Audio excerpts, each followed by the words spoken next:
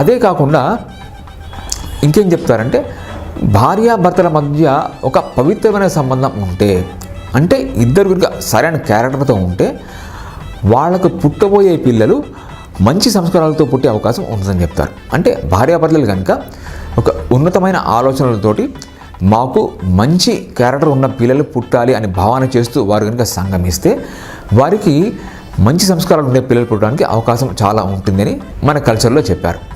అంటే ఇక్కడ ఒక విషయం అర్థం చేసుకోవాలి, ఏంటంటే వివాహం అనేది ఒక మంచి తరాన్ని తయారు చేయడానికి కూడా ఉపయోగపడే ఒక ప్రక్రియ. అంటే ఒక కుటుంబం గురించే కాకుండా కుటుంబం ఆధారంగా ఒక మంచి సమాజం కూడా తయారు కావాలి అనే దృక్పథం అనేది మన సంస్కృతిలో మనకి కనిపిస్తుంది.